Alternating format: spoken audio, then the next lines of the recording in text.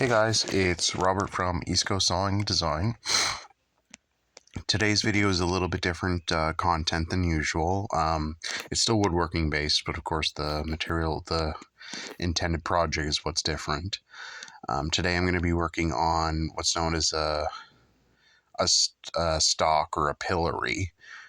So this was a medieval device used for holding prisoners, usually binding their hands together, or their hands to their head, or their feet to their feet and their hands together.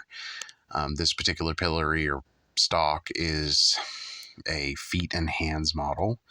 The outside holes are for the feet, and the two inside holes are for the hands. This was a custom commission from a gentleman who's done work with me before. So you can see in the video that I'm using my Matthias wandel 14-inch bandsaw. This was a shop-built bandsaw from Plans. I'll link them in the description. For a blade, I'm running a 3/8 4 TPI hook tooth blade with a wide set. And the wide set allows me to cut these smaller curves a little bit easier without having to do relief cuts. So here I'm cutting the other half of the pillory. I just switched camera views so you guys get a better close-up of the cutting action. Most of the design of the compass, as it's all curves, and this wood is hard maple, so although the video is sped up, the bandsaw has no problem at all cutting this wood real quick.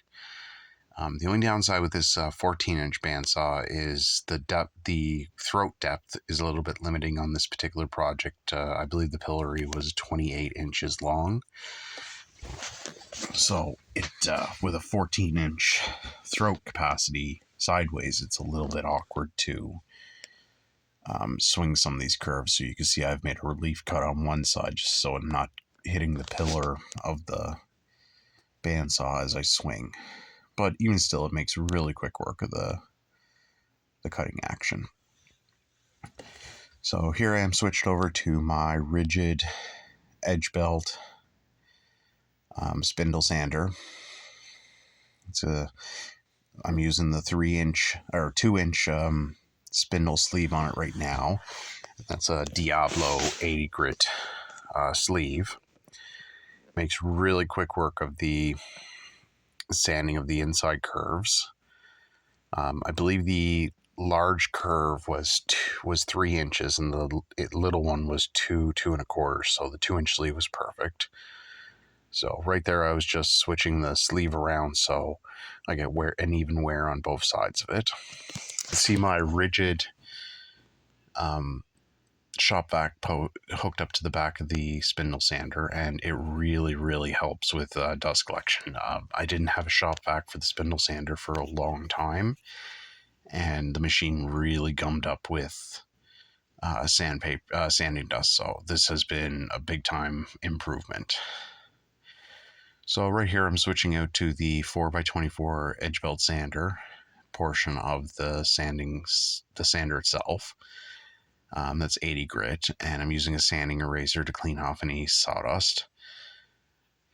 And I found it was going way too slow, so I switched over to my 4x36 edge belt sander.